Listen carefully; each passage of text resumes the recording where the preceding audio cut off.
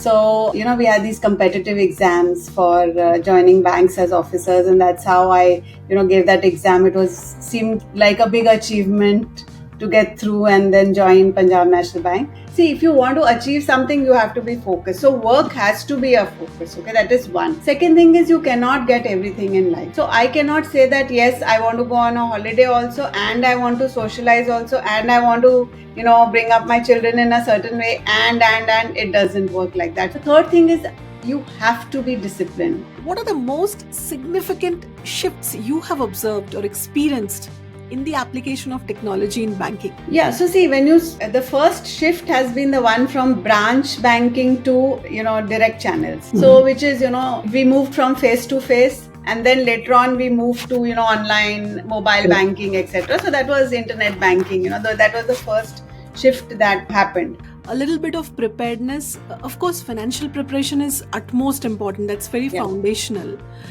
Mental preparedness, preparing your surroundings for this change. The immediate surroundings is, of course, your family. Hi, I'm your host Pamela from Bangalore, India, and you're tuned into Season 2 of Transition Story. You're about to hear an enriching story driven by self-belief, passion, a lot of resilience, and personal growth. I'm so excited to welcome our next guest to the show. Satinder ma'am's career is built on 3 decades of core operations at ICICI Bank, where she excelled in service leadership, innovation, fraud prevention, and operations management. She has successfully driven large-scale transformation initiatives and leveraged technology to enhance financial systems and operational efficiency. Ma'am has also presented her insights on international platforms, sharing lessons learned from her experiences. She has worked with DBS Bank and Tata Capital as an internal ombudsman for over 5 years. For the past decade, she has led a consulting firm, partnering with organizations to optimize processes, enhance customer experience, and driven sustainable growth. Ma'am is now exploring the exciting opportunities brought by AI in corporate operations, focusing on its potential to transform efficiency, enhance decision making, and align with strategic goals. In today's conversation, we'll dive into her incredible experiences, the challenges she has navigated, and her vision for future of operations in a rapidly evolving business landscape. So what are we waiting for? Let's get started. Welcome to Transition Story. It's a distinct honor to be able to host you. So, a warm welcome. Thank you. Thank you so much. And it's my pleasure to talk to you about some things that are dear to me. So, ma'am, if you could walk us through a little bit about your journey, starting from Punjab National Bank to ICICI Bank, and then eventually into consulting, how this whole thing transpired. So see, as I just graduated, the next logical thing, that keep happening. And at the time I graduated, we had just limited options. Okay. So, we had these competitive exams for joining banks as officers. And that's how I, gave that exam. It was seemed like a big achievement to get through and then join Punjab National Bank. Punjab National Bank had this unique training program of 52 weeks where we had on the job as well as classroom trainings across the country.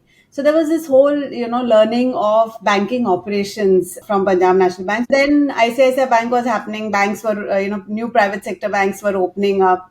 And since I didn't want to get transferred, that transfer was one, a mandatory requirement to get into the next scale. I joined ICICI Bank to actually set up the bank. That's what my appointment letter says.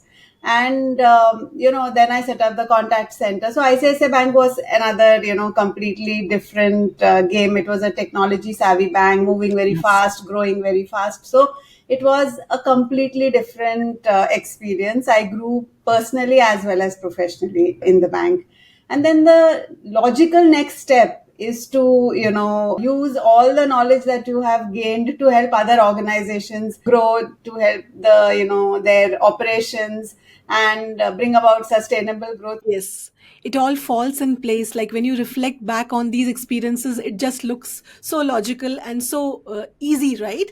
But Yeah. of course, you had your own journey. And, when I talk to people like you and whatever we have read in a lot of newspapers about prominent figures from the banking industry who have really made it big in consulting, into technology, because as you mentioned, ICICI Bank and some of these large banks today, they are highly driven by technology. In fact, their consumption of technology is so high. People Yeah, like Arundhati ma'am, who are yeah, pioneers in the banking industry, have made it so big in companies like Salesforce.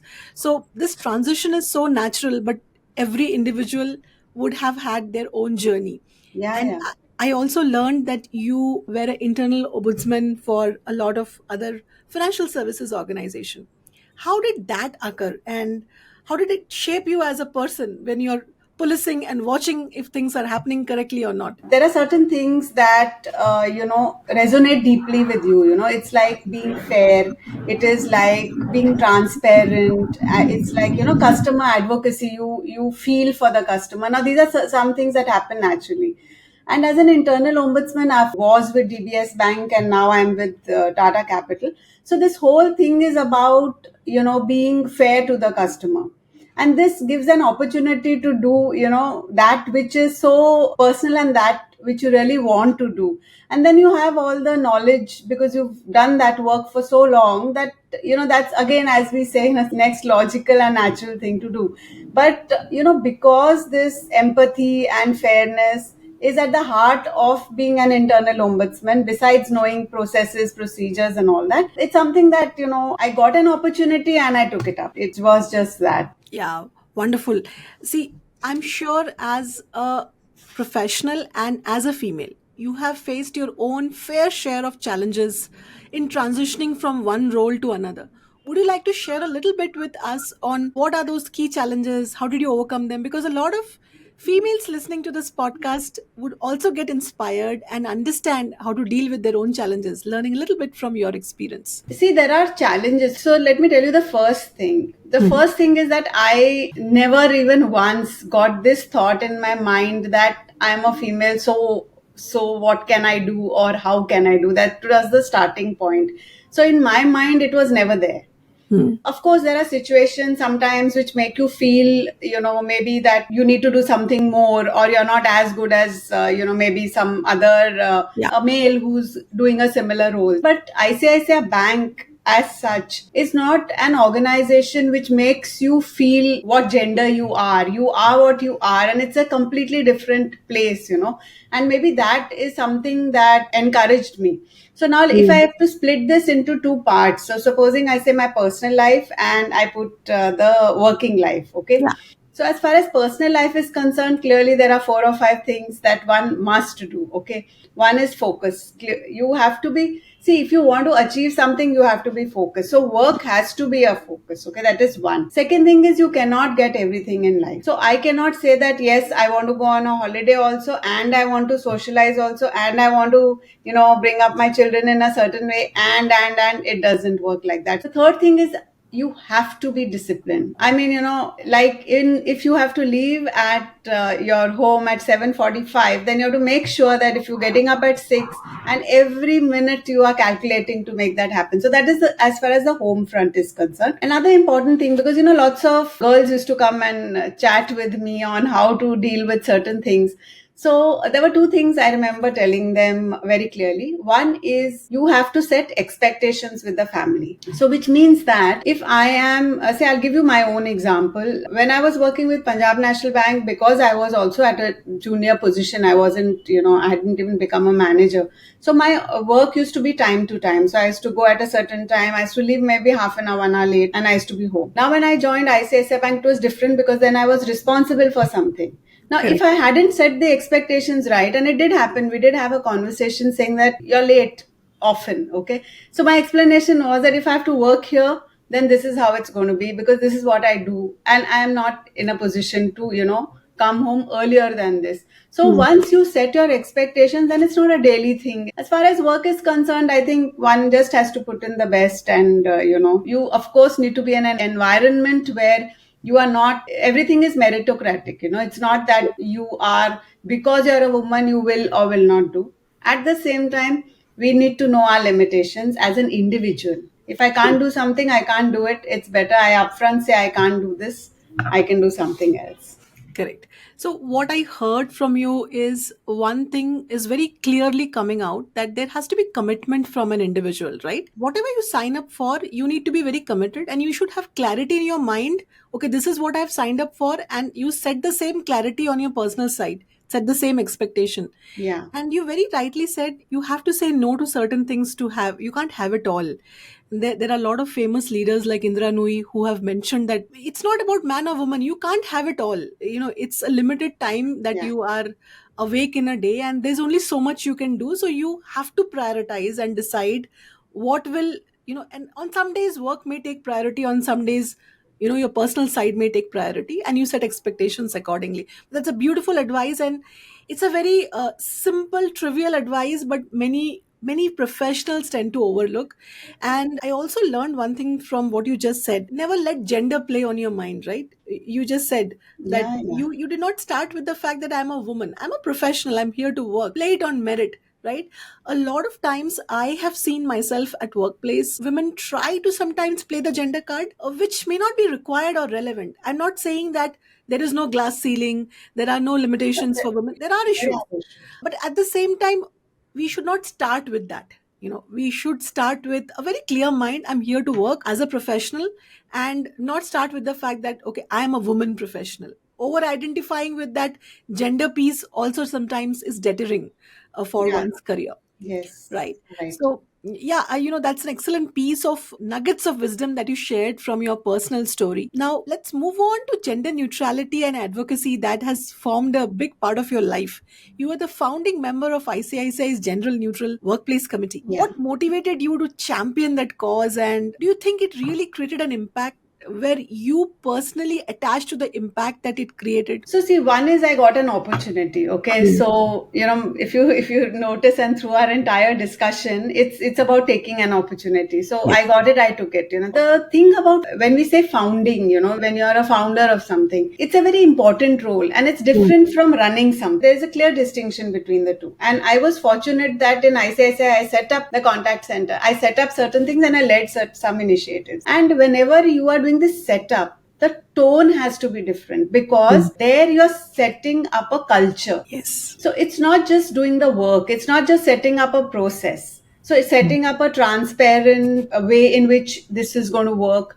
Then, an environment where people can bring their authentic selves to work. Correct. So it's all about that. It is being fair. It is being, it's like treating and setting the rules because the rules aren't set. And that's what happened to lots of work that I did with ICICI Bank. It wasn't that we were following something. We were moving into uncharted territories. We didn't know how it's going to be. So this piece, if you ask me, what did I, leave behind, so to say, it is a culture of transparency, the culture of honesty, of being yourself. And I think that was very critical as far as this gender neutrality is concerned. Yeah, of course. See, when you create an impact and you feel the impact, it makes you feel so good. And this whole culture thing that you mentioned, it becomes way of working, right? When you set up Yeah. something, you champion the cause, and then you see that it has become the norm and not the exception. That makes you feel so good. But do you think generally, we'll move on to other organizations. Do you think today organizations, especially industries like banking, right, where it's largely male dominated, what can organizations specifically do?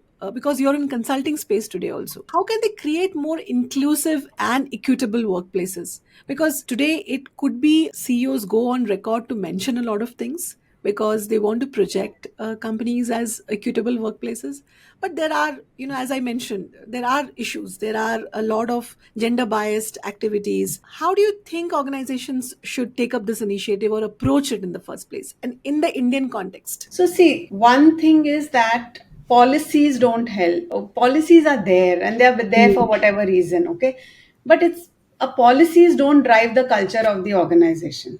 Correct. They're there. I think everybody has, it's a copy paste thing. It happens. So, what I feel is that the first very important thing is to be this humanity, this aspect of humanity. So it is not whether you're a man or a woman, and it just doesn't matter. Everyone has a family, everyone has to look after maybe sometimes children, sometimes elderly parents, and there are situations everywhere. So when you're a leader, particularly, and even if you have a small team, what is important is that you have that human tendency. That's a way in which you can, it's inclusive. If someone is not well, you're being kind to the person. Or, if somebody has some situation where they need to go, you just let them go, it's like that. So it's one is that, you just have this regular, just be a kind person and be humane in what you do, irrespective of who your team members are. That is one aspect. The second aspect is when you're choosing people, or when you are deciding who's better than the other, when you're giving roles, that time it has to be based on pure merit and not based on the gender. Correct. If that is followed, then more or less you're home. See, there will be some biases here and there. They're like, for all the tom-tomming we might do, there are certain things that as women we cannot do. There are certain things as men they can do or cannot do. There are certain limitations we have. I won't call them limitations. There are certain characteristics. Like maybe, I can't be away from home for 15 days Hmm. at a stretch. Whereas maybe a man can be because his home is being looked after. But if I have small children, I'd want to stay at home. I want to, I Yes. may not be able to do it. Now, those are real things. Those are real And they have to be problems. looked Yeah. at like that. They Correct. have to be looked at. Not that if this person, so it has to be on pure merit. Work has to be pure merit. But otherwise, when you're dealing with people, you deal with them as pure human beings. And Hmm. then I think that should balance and, settle the entire environment, I should say. Yeah, absolutely. It is so natural now for me to move into the next segment. It's a good segue for us to get into the next segment. We spoke about your career journey. We spoke about a little bit on gender neutrality and advocacy. Technology is another thing which you are close to. You have used technology to set up contact centers. So you have experience implementing technology in banking operations, if I have to put it like that. What are the most significant shifts you have observed or experienced in the application of technology in banking? Yeah, so see, the first shift has been the one from branch banking to, direct channels. Mhm. So, which is, we moved from face to face, and then later on we moved to, online, mobile Correct. banking, etc. So that was internet banking, that was the first shift that happened. Then what happened was a lot of automation, which by which the repetitive and manual processes were moved to the system. Now that Correct. freed a lot of bandwidth of people in terms of, I mean, of course the repetitive jobs got started getting done, so people started doing a little bit more of value added work. Then we moved to analytics, whereby big data, because when automation happened, lots of, not automation really, technology then gave us a lot of data. And Mm. then that data started getting used. Then the next thing that happened was APIs, so that the banks and the fintechs and various other, like you can have your investment banking as well as your purchases, as well as so many things happening together. So that Correct. was the next level of technology. So technology has not just improved operational efficiency, but it has Mm. improved the way customers deal with their finances. At Correct. the same time, there's a lot of personalization that has happened. Mm. So there has been operational efficiency, there has been personalization to a large extent, and basically it is internet and technology which has actually enabled all these things to happen. The Correct. only other side of it is that, or the care that has to be taken and the balance that has to be maintained, is that you don't lose touch with the customer because of over technology. And also, you don't alienate that segment which is not very good in technology. So, it's Mm. like the old people or people who are struggling, so then that balance needs to be maintained. But while at this, the other side of it is that there is this cybersecurity that has become an issue because of Yeah. the overuse of, I shouldn't say overuse of technology, but because there is technology and it's little different. There's cybersecurity issues, then privacy issues, because so many organizations, companies have your data and how that gets used.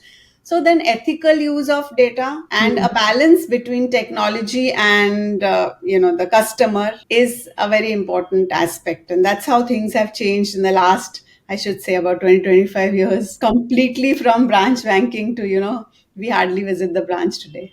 Correct. When I started my career back in 2003, there were still branches. The number of branches today exist, but how many times I have gone to the bank, I can Yeah, really count on my fingertips, because today digital banking has really put forth options in front of me that enable me to, use the banking services on the go with a mobile, yeah, because there is an app, there is a WhatsApp banking available, there is chat banking available. And you were so right in saying that, with the evolution of the banking ecosystem in the digital space, it also opens up to a lot of cybersecurity and cyber crimes, right? the Siphoning cybercrimes. money, because of the high attack surface or the exposure that the digital ecosystem exposes the banking operations to, right? Yeah, And that automatically takes us to the segue of how AI is disrupting and supporting security measures, how automation is influencing the future of customer service. In fact, a couple of days back I was in a conference where I learned this. The bankers put it in a great way that today technology is not anymore transformation tool, it's a necessity for us. yeah, So we cannot even imagine banking the way we used to in the past. Today conversational AI automation has put things in our hands in such a way that we have to meet the customer on a channel of their choice, yeah, and make sure we personalize that conversation. You cannot have chatbots where they are menu driven. yeah. So today we are expecting a lot of artificial intelligence in all the services the banks are providing us. So what is your view in terms of foreseeing how AI and automation will really change the landscape of customer service? And because you have worked in fraud prevention and we spoke about cybersecurity, do you think these two can come together to really create a positive impact on fraud prevention? No, it does. In fact, so let me put it this way. First, let's talk about customer service. Now, customer service has been enhanced in two ways. Yeah. One is that efficiency has improved. So that which took some X time now takes X minus, time. So things are much faster. So the entire system then now works much faster. So the speed has improved. Errors have come down substantially. That is Correct. in general with technology, and particularly with all the places where errors could happen have been taken care of. So that's the second thing. Now third thing is 24 by 7 support is available. And so the entire customer experience has improved. AI also brings about personalization, because it's like what you want as an individual. So it is a one to one now marketing in the way that is happening. So it's not just service that can be personalized, it is also what you require, the products that you would need. And everything is customized to what a customer requires. So that is the other part of AI. Apart from being able to converse with you, we made rule based analysis, etc., is what we did. But what AI enables us to do is predictive analysis. So Correct. these kind of things definitely help the customer on the service part of it. But at the same time, it's also a big fraud prevention tools, because these patterns are understood. Artificial intelligence, if you really look at it, it's a big tool in both customer experience as well as fraud prevention. Apart from, of course, what other efficiencies it is able to bring, things which are routine in nature can be handled by AI. And not just basic routines, but much more than that. There will be a certain amount of human aspect, okay, which will always be required, the judgment, the viewing things from a critical perspective, which will not fully be replaced. So skills will change, but yes, of course, efficiencies will definitely improve. AI taking away jobs is a very serious and sensitive Yeah, topic. AI is bringing in efficiency, AI is revolutionizing different aspects of business, banking included, and the sub aspects that you spoke about, customer operations, as well as fraud prevention. And AI has gone to a level of, apart from AI agents, which companies like Salesforce or other organizations are talking about, there are also agentic AI, where there are agents with the judgment ability, where they can take decisions. But it's about, it's not about replacing humans. People have to understand these kind of technologies are also creating a lot of jobs, yeah, and upskilling ourselves will only help us stay afloat and augment AI. Or AI, rather, I like to put it like this: AI augmenting us in a way that we become more efficient. And Yeah. you said in the beginning of the conversation, right? They were like routine, repetitive tasks, which were then given to automation tools so that people could focus on meaningful things. So it's better for individuals all to also to scale up in their careers by learning AI tools, because AI cannot function alone. There has to be a human aspect. Branch banking has gone away, but I still think for certain critical things, there are people who go to the bank. Yeah. Certain large conversations, business to business conversations for financial services companies has to happen in person. So AI cannot really handle everything. But that brings me to the next topic I wanted to discuss and touch base upon.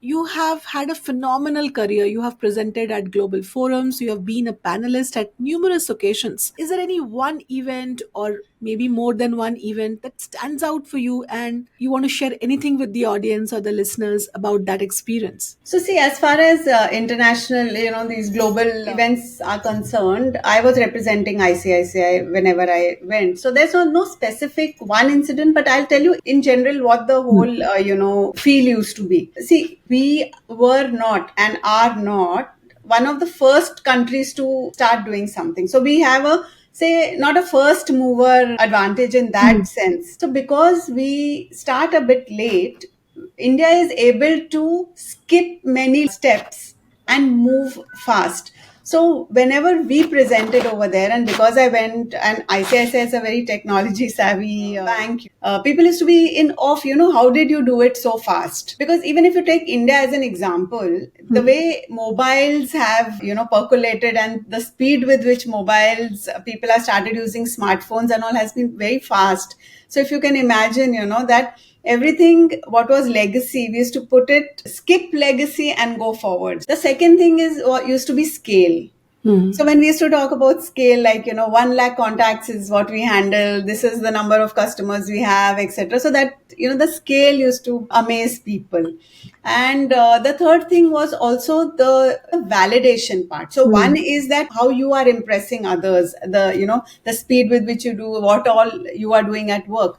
But the other things is it also validates that your teams, your people are actually very sharp and smart. And this was pointed out to me by many people who used to, international consultants who used to come over. There used to always be, that yeah, your team is able to pick up things so fast. So that was, one thing which it used to validate that really we are doing something well. And also what happens is there are lots of practices. So whether we, that you can validate, so it's like, okay, you're doing that, even I am doing it. And then there is a cross exchange of information, cross exchange of practices. So I see international forums for two things. One is, of course, to display what you do, but I also used to see it as a place where you validate what you're doing and learn a few more things which you can apply. So Absolutely. it was a continuous, at every opportunity, this is how it moved forward. Yeah, a great collaboration forum where you learn and Yeah. you also demonstrate and establish credibility for yourself with what you are doing. Yeah. That brings me to my next point. I also understand, ma'am, you have explored an early retirement from a regular job and Yeah. then tried to do something on your own where you're really thriving very well. So, with that aspect, how do you advise individuals who want to explore early retirement from regular jobs, create a life that gives them some freedom and time for themselves, and design a life which is built more around fulfillment and fun versus the grind of a regular corporate job? So there are 7 areas that I have identified, and I'll quickly take you through them. Sure. The first one is the financial perspective. Okay, so here it is that once you leave a regular job, you need to be sure that you have a good cushion of finance that will take you through for some, for a visible distance. Yes. And why I say this is because once you're out of a corporate job, you should not be forced to take your next decisions because you're running out of Money. funds. Okay, so that financial preparedness is very important. You need to start saving early, you need to invest right, and things like that. The second thing is a professional transition. Many people even now come to me and have a chat. Okay, they have this experience, but let me tell you, it's not the experience that counts, it is the skill that you have built. What is Transfer the skills. skill that you have inculcated? Correct. And Transfer skills. so experience does help, but you have to focus on the skill. So that's the Correct. professional transition. The third thing is the mindset evolution. So this, what happens here is that when you're an employee, many things you take for granted. There is an office, there is lots of stuff, right? But when you're a consultant, the mindset completely changes, because here you are driving your own company. So there's a mindset evolution that needs to happen. Okay. The next one is mastering time. So what really happens is suddenly you have a lot of time at hand. And what do you do with this time? So you can while it away, but an important aspect is that you divide it and you build routines, at least when you're getting started. So routine building is a very important thing, because there's just this whole time that you have. You need to nurture networks. So you need to build relationships, which you can't just do after you leave. You need to again get started a little earlier. So just as you plan your finance, you plan your professional transition, you need to plan and have a set of people with whom you have not transactional relationships, but you need to have genuine, mutually beneficial relationships. And that's important. And they're not friends. We need to distinguish between them. These networks are a little different, but they may not be your very close friends, but there'll be people with whom you can actually exchange talk. You need to be emotionally prepared. That's the sixth thing, because you will lose familiar routines. You will not be around with your colleagues, and you will have lesser social interaction. So you need to build that aspect. And of course, the most important is family dynamics, because suddenly you're at home and you weren't at home. See, there's a huge difference in that. So you need to take the family along and, see how you're going to balance that aspect. So I think that there are these 7 aspects that you need to consider when you take this kind of a jump, specifically the early retirement jump. Yeah. So, which means, what I can take away from this is a little bit of preparedness. Of course, financial preparation is utmost important. That's very Yeah. foundational. Mental preparedness, preparing your surroundings for this change. The immediate surroundings is, of course, your family. You prepare them to accept and embrace this change, because I remember a lot of people telling me when COVID started, people had challenges coexisting in the same home for 24 hours. So that readiness is also super important. Being disciplined goes without saying.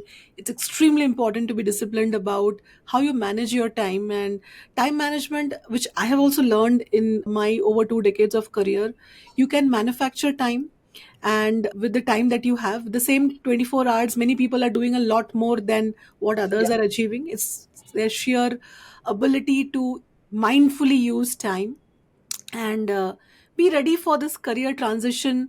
Like, look at it like a career transition. Very often retirement word has a lot of negative connotation with it. People think that you're just going off the cards.